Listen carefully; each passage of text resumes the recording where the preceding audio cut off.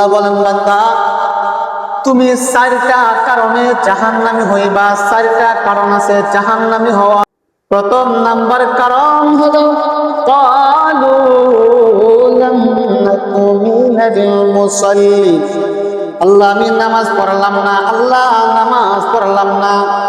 নামাজ না পড়ে দূরে সরে গেলাম, শয়তানের ওয়াসওয়াসায় পড়ে দূরে সরে গেলাম, তুমি আমারে জাহান্নামে ফালায়ও না।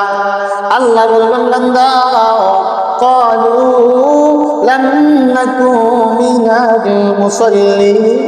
এক নাম্বার কারণ জাহান্নামী হওয়ার না, এক নাম্বার কারণ জাহান্নামী হওয়ার নামাজ না পড়ার কারণে।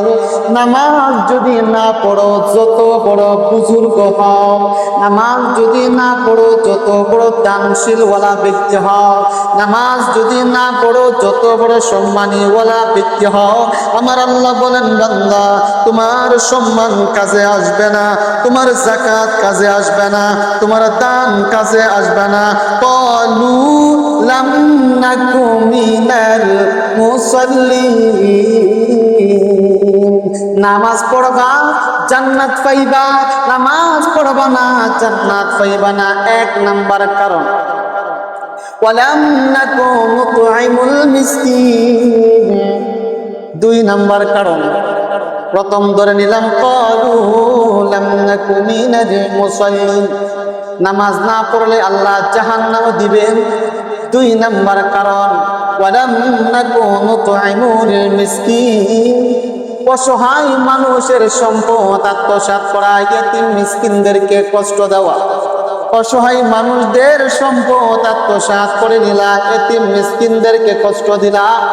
হাইরে গরিব মানুষ টাকার অভাবে তোমার সঙ্গে মোকাবেলা করতে পারে না, গরিব মনে করে মানুষরে মানুষে তুচ্ছ মনে করলা, মানুষরে মনে করলা না। গরিবের হক নষ্ট করার কারণে দুই নাম্বার কারণ হয়ে যাবে জাহান্নামী। وَكُنَّا نَخُوضُ مَعَ الْخَائِضِينَ وَكُنَّا نُكَذِّبُ بِيَوْمِ الدِّينِ। তিন নাম্বার কারণ অপচয়, মিথ্যা কথা বলার কারণে। তিন নাম্বার কারণ বেশি বেশি অপচয়, মিথ্যা কথা বলে, মিথ্যা কথা বইলা তৃপ্তি নেয়।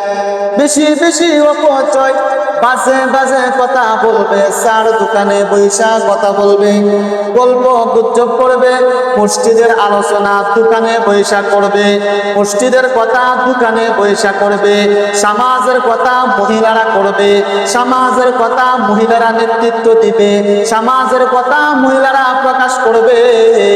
ওই তিন নাম্বার ওয়ালারা কাল কিয়ামতের দিন জাহান্নামে নিক্ষেপ করবে। চার নাম্বার কারণ হাত্তা আতানার ইয়াকিন।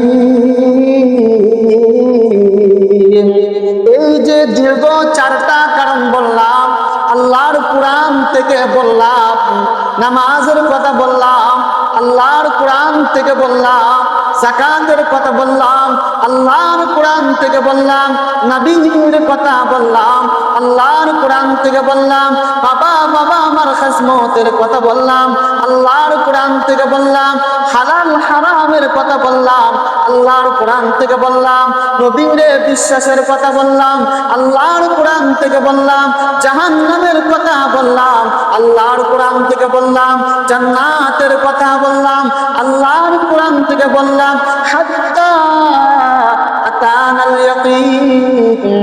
আল্লাহর কোরআনের কথা যারা বিশ্বাস করবে না, আল্লাহর কোরআন যারা মানবে না, আল্লাহর রাসূল যারা মানবে না, আল্লাহর হুকুম যারা মানবে না, হাত্তা আতানাল ইয়াকিন, মনোযোগ সহকারে শুনবে না, আল্লাহকে বিশ্বাস করবে না, নবীকে বিশ্বাস করবে না, এত সময় কোরআন থেকে যা বললাম বিশ্বাস করবে না।